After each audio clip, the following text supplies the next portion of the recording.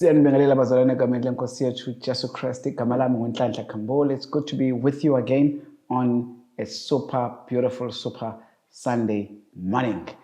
Namhlanje I want to continue with what I shared with you a few weeks ago, Crazy Faith. This is the second part of Crazy Faith. This is faith that pushes through limitations. This is faith that does not get limited. This is faith ehlanyayo engaphilile eyenza abantu babone ngathi khona into wrong, khona ukhwi ongekho right kuwena. Where do we derive such faith?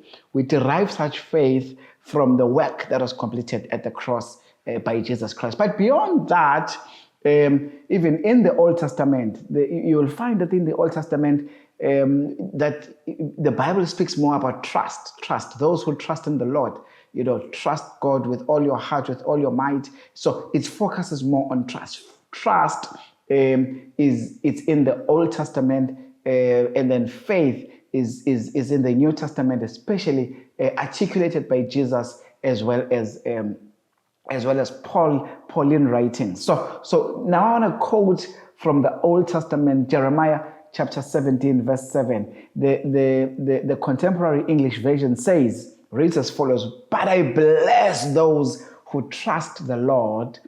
They will be like trees growing beside a stream. Trees with roots that reach down to the water and with leaves that are always green.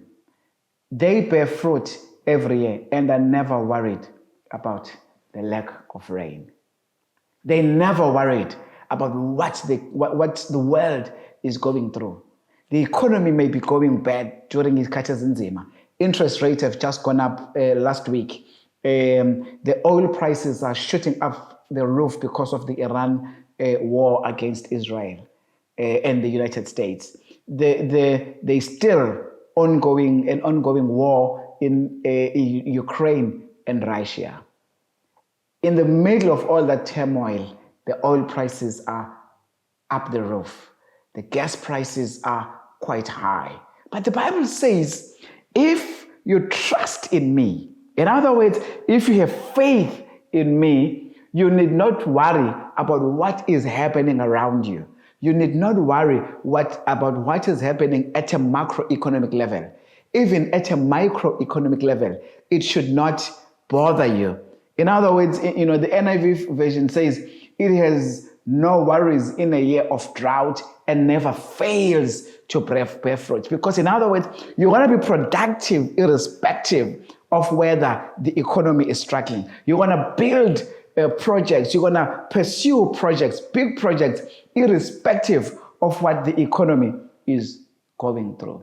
South Africa is facing a number of challenges, one of which right now is in the middle of June, we're facing immigration issues, serious immigration issues. There is turmoil as well. Israel liyadunguzela, sisho njalo ngesizulu. But in the middle of that turmoil, we're not worried because we put our faith and our trust in the Lord. We know that it is the Lord that is going to continuously guide our steps. We don't guide our steps on our own intellect. We don't guide our steps using amandla ethu.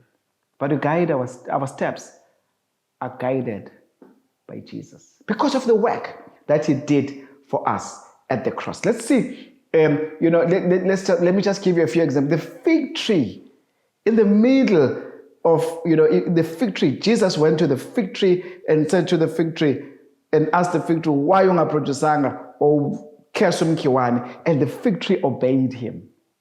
If the fig tree obeyed him immediately, then Jesus can address any situation that you may be facing, lack in particular, immediately. A dead man called Lazarus, the death obeyed Jesus. Death is the highest form of pain that you can invoke into a person, because that will be the end of that person's life. That's why it is called death.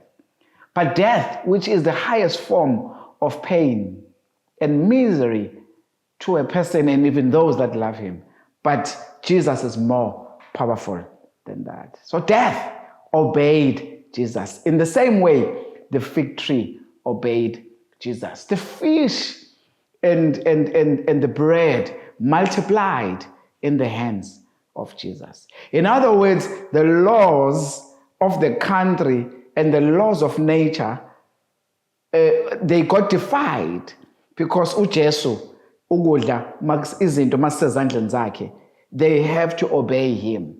So for a fish to multiply, you need to have male and female fish behlangana, and then bese bakhiphe ofish after isikhathi esithize.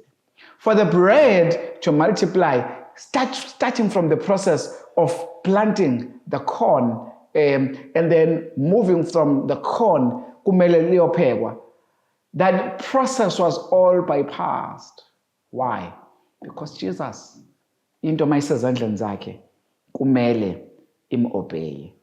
Ayikho into engam-obey.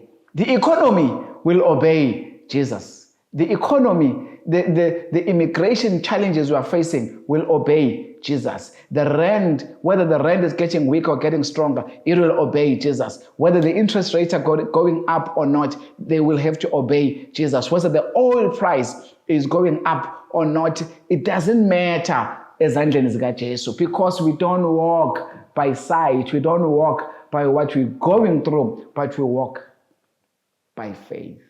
Faith is what, as abantwana bakaNkulunkulu, is what we carry, is what even blindness obeyed Jesus by faith. So what am I saying to you? I'm saying live by faith.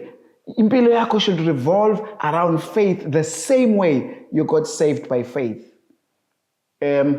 We live by faith, Romans 1:17. Faith comes by hearing the word, Romans 10:17. Faith sees what others cannot see, Hebrews 11, verse 1. Faith pleases God, Hebrews 11:6. Faith speaks, 2 Corinthians 4:13. Faith attempts the impossible, Mark 9, verse 23. Faith moves the mountains, Matthew 17, verse 20. We walk by faith, 2 Corinthians 5:7, and faith produces victory, 1 John 5, verse 4. OT, whatsoever is born of God overcomes the world. And this is the victory that overcometh the world, even our faith. So in other words, if you are born of God, as you are saved, you have power to overcome the world and have victory on what the world is going through faith. Faith is such a powerful tool, bantwana basekhaya. It is a powerful servant for you, and faith wants to serve you. I am urging you that live your life by faith. But faith in who? Faith in Jesus, not self-confidence. Angikhulumi nge-self-confidence here. Angikhulumi ngokuthi unesibindi, awunamahloni. No, it's about fixing your eyes unto the author and the finisher of our lives. And who is that? His name is Jesus. So I want to invite you namhlanje. Mongasindisiwe ungakazi umamukele uJesu njengenkosi nomsindisi. I want to invite you to make your life to live by faith. I do business by faith. I do my marriage by faith. I raise my kids by faith. I run my business by faith. We all go through the dry season. We all go through the famine. We all go through the difficult times. The economy right now is going through difficult times. But I can never be worried, because the Bible says we don't get worried even if there is lack. We don't get worried even if there is lack of rain. So I want you to have faith even Usaba. I want you to have faith even you're unsure. I want you to have faith even things are uncertain in your life. Because faith is what is going to open doors for you. It is faith that is going to give you that major breakthrough that you've been waiting for. It is faith, your faith in Jesus, your faith in your Maker, your faith in God, your faith in the Creator of heavens and earth, and your faith in the one who was, who is, and the one to come. Your faith in the one who died for you at the cross. And his name is Jesus. I want to invite you, if ungazani noJesu, that you come to him. Come to Jesus. He's inviting you, and your life will never be the same again. Your family will never be the same again. Your generations to come will never be the same again. If you've never received Christ as your Lord and Savior, you can say this prayer with me. Say, Lord Jesus, I repent all my sins. Thank you for accepting me as one of your own. I confess with my mouth and I believe with my heart that indeed, Jesus Christ, you died and rose again on the third day. Thank you that from today and onwards, I am saved and my name is written in the book of life. In Jesus' name, amen. If you've said that prayer, let me tell you, no matter what the enemy is going to do, no matter what life you're going through in life, no matter what the enemy tells you, condemns you, you are saved. Ungumntwana kaNkulunkulu. Amen and amen.